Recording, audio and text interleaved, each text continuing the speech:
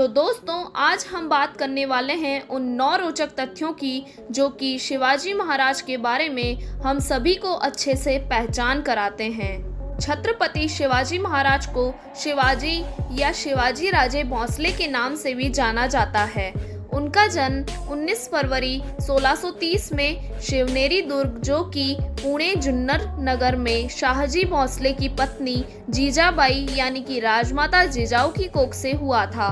उनके पिताजी शाहजी राजे भोंसले बीजापुर के दरबार में उच्चाधिकारी थे। शिवाजी का लालन पालन उनकी माताजी जीजाबाई की देखरेख में हुआ तथा उन्हें युद्ध का प्रशिक्षण यानी कि ट्रेनिंग और प्रशासन की समझ दादोजी कोंडदेव जी से मिली थी।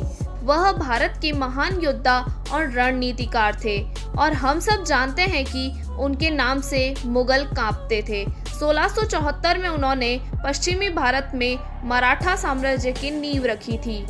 तो दोस्तों, आइए जानते हैं छत्रपति शिवाजी महाराज के बारे में। शिवाजी महाराज बहुत बुद्धिमान थे और उन्हें यह कतई मंजूर नहीं था कि लोग जात पात के झगड़ों में उलझे रहें। वह किसी भी धर्म के खिलाफ नहीं थे।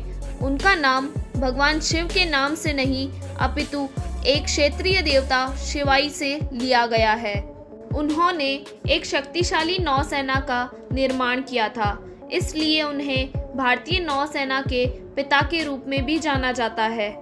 अपनी स्टार्टिंग की स्टेजेस में ही उनको नौसेना बल के महत्व का एहसास हो गया था, क्योंकि उन्हें यकीन था कि यह डच, पुर्तगाली और अंग्रेजों सहित विदेशी आक्रमणकारियों से स्वतंत्र रखेगा और समुद्री डाकुओं से कोंकण तट की भी रक्षा करेगा। यहाँ तक कि उन्होंने जयगढ़, विजयदुर्ग, सिंधुदुर्ग और अन्य कई स्थानों पर नौसेना किलों का निर्माण किया।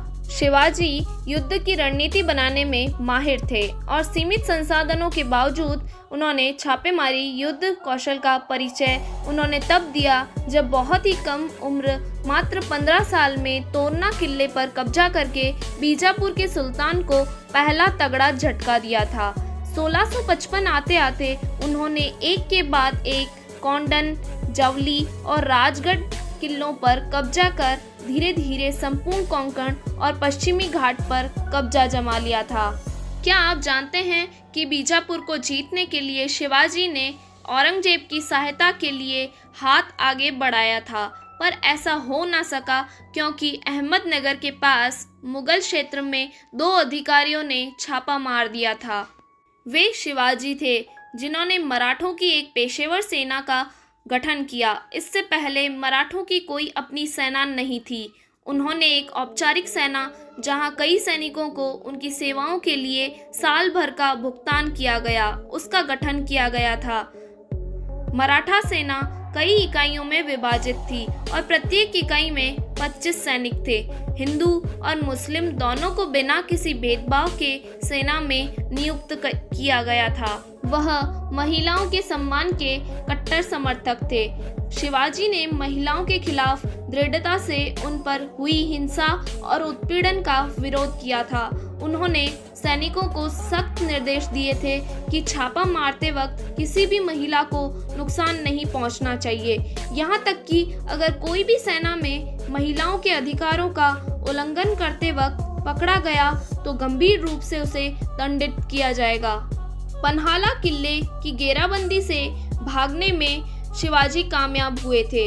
इसके पीछे एक कहानी है, वो ये है कि जब शिवाजी महाराज सिद्दी जौहर की सेना द्वारा पन्हाला किला में फंस गए थे, तब इससे बचने के लिए उन्होंने एक योजना तैयार की और फिर उन्होंने 2 पालकियों की व्यवस्था की, जिसमें एक नाई शिव नहावी को बिठा दिया जो बिल्कुल शिवाजी की तरह दिखता था और उसे किले से बाहर का नेतृत्व करने के लिए जाने को कहा। इतने में दुश्मन के सैनिक नकली पालकी के पीछे चले गए और इस तरह से वह 600 सैनिकों को चकमा देकर भागने में कामयाब हुए। उनकी खासियत थी कि वह अपने राज्य के लिए बाद में लड़ते थे, पहले भारत के लिए लड़ते थे। उनका लक्ष्य था निःशुल्क राज्य की स्थापना करना और हमेशा से अपने सैनिकों को प्रेरित करना कि वह भारत के लिए लड़े और विशेष रूप से किसी भी राजा के लिए नहीं। तो दोस्तों जानकारी पसंद आई हो तो चैनल को लाइक और सब्सक्राइब कर दीजिए।